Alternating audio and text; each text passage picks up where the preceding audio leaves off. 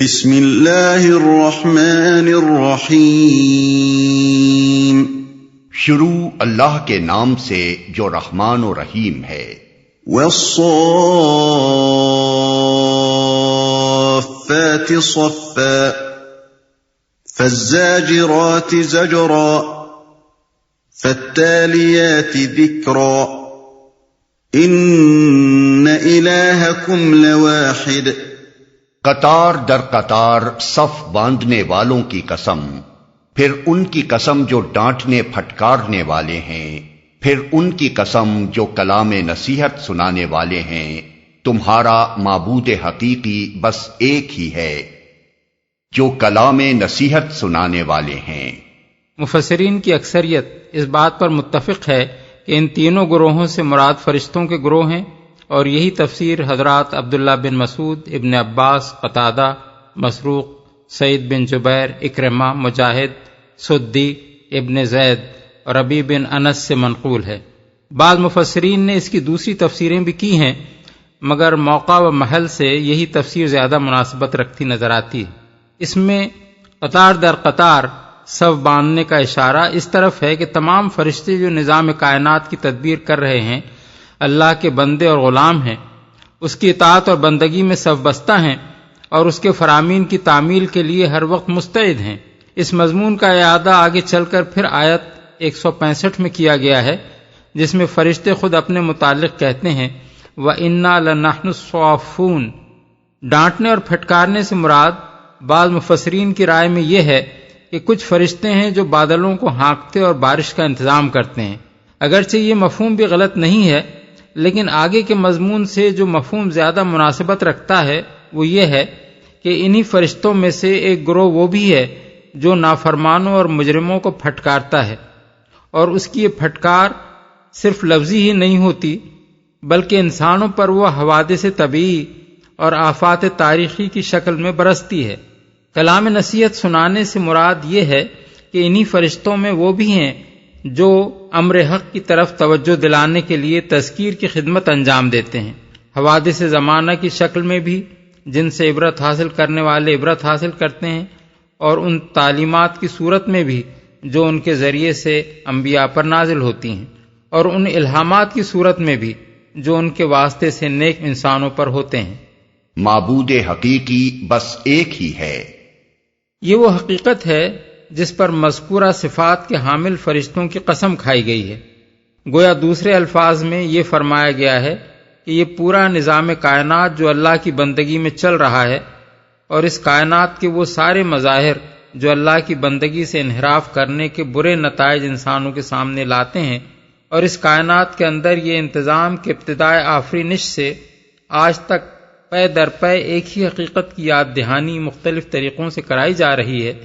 یہ سب چیزیں اس بات پر گواہ ہیں کہ انسانوں کا الہ صرف ایک ہی ہے۔ الہ کے لفظ کا اطلاق دو معنوں پر ہوتا ہے، ایک وہ معبود جس کی بالفعل بندگی و عبادت کی جا رہی ہو، دوسرے وہ معبود جو فی الحقیقت اس کا مستحق ہو کہ اس کی بندگی و عبادت کی جائے۔ یہاں الہ کا لفظ دوسرے معنی میں استعمال کیا گیا ہے کیونکہ پہلے معنی میں تو انسانوں نے دوسرے بہت سے الہ بنا رکھے ہیں، اسی بنا پر ہم نے الہ کا ترجمہ معبود حقیقی کیا ہے۔ رب السماوات والارض وما بینہما ورب المشارق۔ وہ جو زمین اور آسمانوں کا اور تمام ان چیزوں کا مالک ہے جو زمین و آسمان میں ہیں، اور سارے مشرقوں کا مالک۔ سارے مشرقوں۔ سورج ہمیشہ ایک ہی مطلع سے نہیں نکلتا بلکہ ہر روز ایک نئے زاویے سے طلوع ہوتا ہے، نیز ساری زمین پر وہ بیک وقت طالع نہیں ہو جاتا بلکہ زمین کے مختلف حصوں پر مختلف اوقات میں اس کا طلوع ہوا کرتا ہے۔ ان وجوہ سے مشرق کے بجائے مشارق کا لفظ استعمال کیا گیا ہے اور اس کے ساتھ مغارب کا ذکر نہیں کیا گیا، کیونکہ مشارق کا لفظ خود ہی مغارب پر دلالت کرتا ہے۔ تاہم ایک جگہ رب المشارق والمغارب کے الفاظ بھی آئے ہیں، المعارج آیت 40۔ مالک۔ ان آیات میں جو حقیقت ذہن نشین کرائی گئی ہے وہ یہ ہے کہ کائنات کا مالک و فرماروا ہی انسانوں کا اصل معبود ہے، اور وہی در حقیقت معبود ہو سکتا ہے، اور اسی کو معبود ہونا چاہیے۔ یہ بات سراسر عقل کے خلاف ہے کہ رب یعنی مالک اور حاکم اور مربی و پروردگار کوئی ہو اور الہ یعنی عبادت کا مستحق کوئی اور ہو جائے۔ عبادت کی بنیادی وجہ ہی یہ ہے کہ آدمی کا نفع و ضرر، اس کی حاجتوں اور ضرورتوں کا پورا ہونا، اس کی قسمت کا بننا اور بگڑنا، بلکہ بجائے خود اس کا وجود و بقا ہی جس کے اختیار میں ہے، اس کی بالاتری تسلیم کرنا اور اس کے آگے جھکنا آدمی کی فطرت کا عین تقاضا ہے۔ اس وجہ کو آدمی سمجھ لے تو خود بخود اس کی سمجھ میں یہ بات آ جاتی ہے کہ اختیارات والے کی عبادت نہ کرنا اور بے اختیار کی عبادت کرنا دونوں صریح خلاف عقل و فطرت ہیں۔ عبادت کا استحقاق پہنچتا ہی اس کو ہے جو اقتدار رکھتا ہے، رہیں بے اقتدار ہستیاں تو وہ نہ اس کی مستحق ہیں کہ ان کی عبادت کی جائے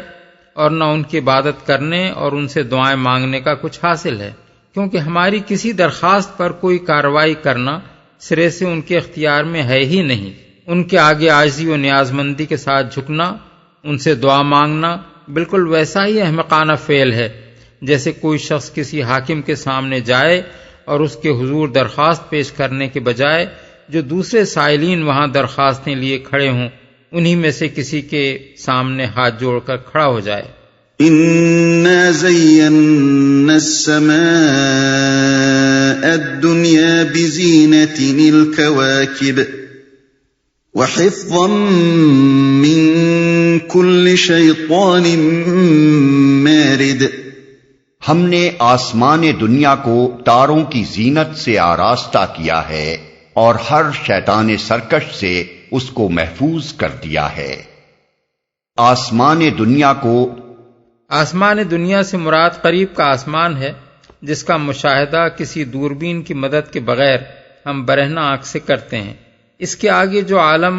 مختلف طاقتوں کی دوربینوں سے نظر آتے ہیں اور جن عالموں تک ابھی ہمارے وسائل مشاہدہ کی رسائی نہیں ہوئی ہے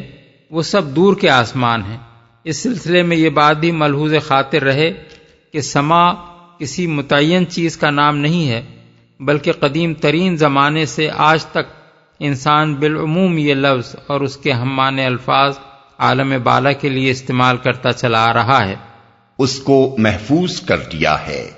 یعنی عالم بالا محض خلا ہی نہیں ہے کہ جس کا جی چاہے اس میں نفوذ کر جائے، بلکہ اس کی بندش ایسی مضبوط ہے اور اس کے مختلف خطے ایسی مستحکم سرحدوں سے محصور کیے گئے ہیں کہ کسی شیطان سرکش کا ان حدوں سے گزر جانا ممکن نہیں ہے۔ کائنات کے ہر تارے اور ہر سیارے کا اپنا ایک دائرہ اور کرہ یعنی اسفیئر ہے جس کے اندر سے کسی کا نکلنا بھی سخت دشوار ہے اور جس میں باہر سے کسی کا داخل ہونا بھی آسان نہیں ہے۔ ظاہری آنکھ سے کوئی دیکھے تو خلاء محض کے سوا کچھ نظر نہیں آتا، لیکن حقیقت میں اس خلا کے اندر بے حد و حساب خطے ایسی مضبوط سرحدوں سے محفوظ کیے گئے ہیں جن کے مقابلے میں آہنی دیواروں کی کوئی حقیقت نہیں ہے۔ اس کا کچھ اندازہ ان گوناگوں مشکلات سے کیا جا سکتا ہے جو زمین کے رہنے والے انسان کو اپنے قریب ترین ہمسائے چاند تک پہنچنے میں پیش آ رہی ہیں۔ ایسی ہی مشکلات زمین کی دوسری مخلوق یعنی جنوں کے لیے بھی عالم بالا کی طرف صعود کرنے میں مانع ہیں۔ لا يسمعون إلى الملأ الأعلى ويقذفون من كل جانب دحورا ولهم عذاب واصب إلا من خطف الخطفة فأتبعه شهاب ثاقب۔ یہ شیاطین ملائے اعلیٰ کی باتیں نہیں سن سکتے، ہر طرف سے مارے اور ہانکے جاتے ہیں اور ان کے لیے پیہم عذاب ہے۔ تاہم اگر کوئی ان میں سے کچھ لے اڑے تو ایک تیز شعلہ اس کا پیچھا کرتا ہے۔ اس مضمون کو سمجھنے کے لیے یہ بات نگاہ میں رہنی چاہیے کہ اس وقت عرب میں کہانت کا بڑا چرچا تھا۔ جگہ جگہ کاہن بیٹھے پیشین گوئیاں کر رہے تھے، غیب کی خبریں دے رہے تھے، گم شدہ چیزوں کے پتے بتا رہے تھے، اور کچھ لوگ اپنے اگلے پچھلے حال دریافت کرنے کے لیے ان سے رجوع کر رہے تھے۔ ان کاہنوں کا دعویٰ یہ تھا کہ جن اور شیاطین ان کے قبضے میں ہیں اور وہ انہیں ہر طرح کی خبریں لا کر دیتے ہیں۔ اس ماحول میں جب رسول اللہ صلی اللہ علیہ وسلم منصب نبوت پر سرفراز ہوئے اور آپ نے قرآن مجید کی آیات سنانی شروع کی جن میں پچھلی تاریخ اور آئندہ پیش آنے والے حالات کی خبریں دی گئی تھیں، اور ساتھ ساتھ آپ نے یہ بھی بتایا کہ ایک فرشتہ یہ آیات میرے پاس لاتا ہے، تو آپ کے مخالفین نے فوراً آپ کے اوپر کاہن کی پھپتی کس دی اور لوگوں سے کہنا شروع کر دیا کہ ان کا تعلق بھی دوسرے کاہنوں کی طرح کسی شیطان سے ہے جو عالم بالا سے کچھ سنگن لے کر ان کے پاس آ جاتا ہے اور یہ اسے وحی الہی بنا کر پیش کر دیتے ہیں۔ اس الزام کے جواب میں اللہ تعالی یہ حقیقت ارشاد فرما رہا ہے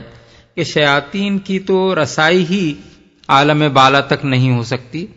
وہ اس پر قادر نہیں ہیں کہ ملائے اعلیٰ یعنی گروہ ملائکہ کی باتیں سن سکیں اور لا کر کسی کو خبریں دے سکیں، اور اگر اتفاقاً کوئی ذرا سی بھنک کسی شیطان کے کان میں پڑ جاتی ہے تو قبل اس کے کہ وہ اسے لے کر نیچے آئے ایک تیز شعلہ اس کا تعاقب کرتا ہے۔ دوسرے الفاظ میں اس کا مطلب یہ ہے کہ ملائکہ کے ذریعے سے کائنات کا جو عظیم الشان نظام چل رہا ہے وہ شیاطین کی دراندازی سے پوری طرح محفوظ ہے، اس میں دخل دینا تو درکنار، اس کی معلومات حاصل کرنا بھی ان کے بس میں نہیں ہے۔ فاستفتهم أهم أشد خلقا أم من خلقنا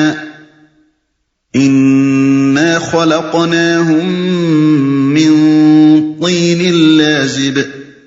اب ان سے پوچھو ان کی پیدائش زیادہ مشکل ہے یا ان چیزوں کی جو ہم نے پیدا کر رکھی ہیں؟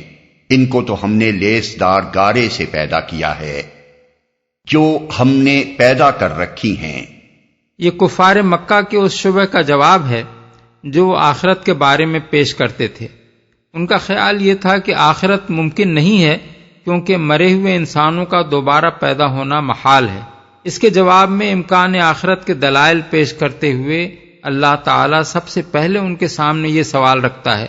کہ اگر تمہارے نزدیک مرے ہوئے انسانوں کو دوبارہ پیدا کرنا بڑا سخت کام ہے جس کی قدرت تمہارے خیال میں ہم کو حاصل نہیں ہے، تو بتاؤ کہ یہ زمین و آسمان اور یہ بے شمار اشیاء جو آسمانوں اور زمین میں ہیں ان کا پیدا کرنا کوئی آسان کام ہے؟ آخر تمہاری عقل کہاں ماری گئی ہے کہ جس خدا کے لیے یہ عظیم کائنات پیدا کرنا مشکل نہ تھا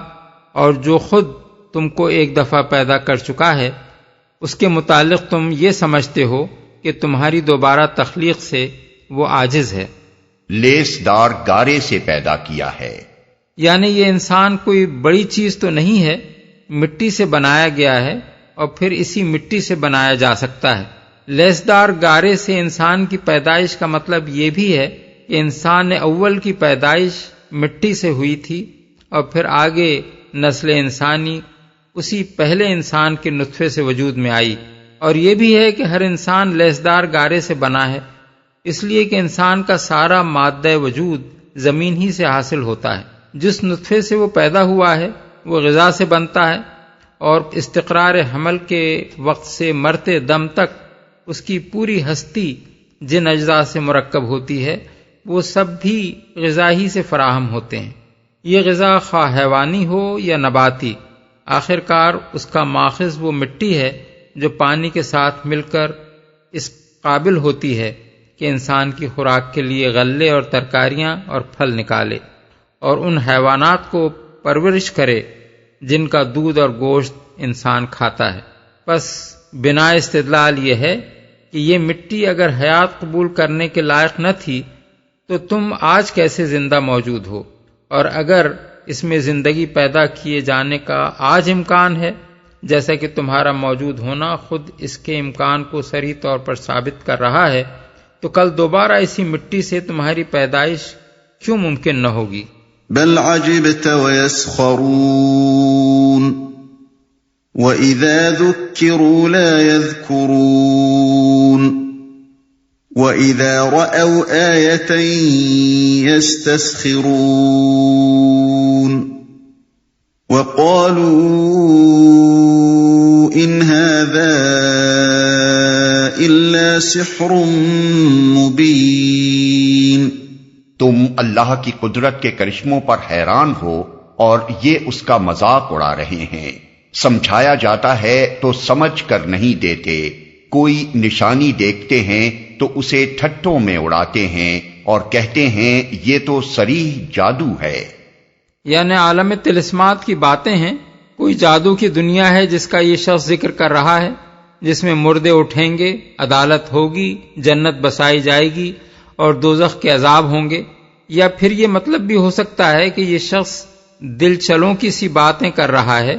اس کی یہ باتیں ہی اس بات کا صریح ثبوت ہیں کہ کسی نے اس پر جادو کر دیا ہے، جس کی وجہ سے بھلا چنگا آدمی یہ باتیں کرنے لگا۔ أَإِذَا مِتْنَا وَكُنَّا تُرَابًا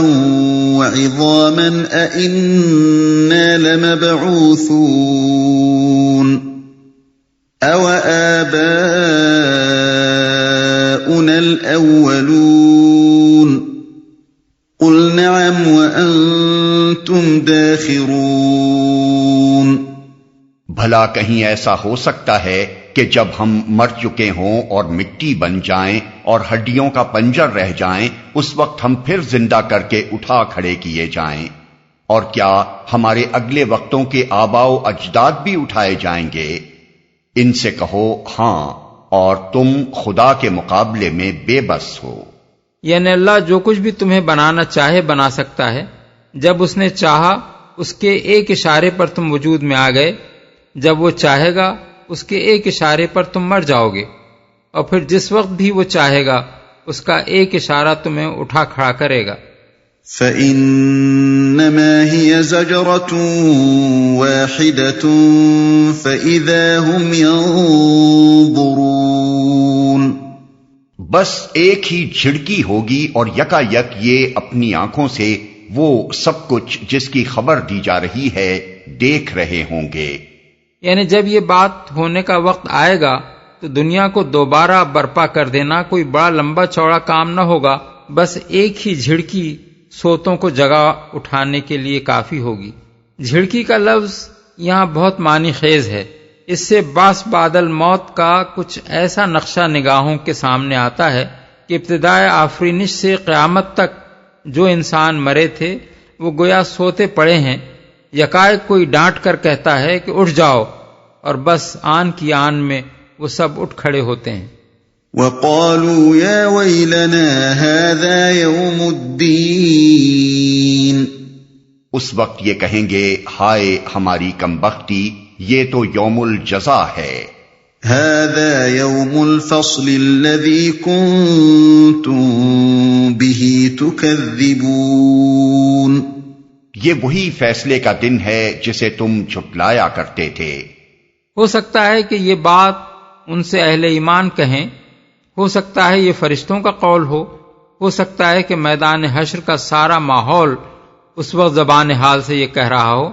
اور یہ بھی ہو سکتا ہے کہ یہ خود انہی لوگوں کا دوسرا رد عمل ہو، یعنی اپنے دلوں میں وہ اپنے آپ ہی کو مخاطب کر کے کہیں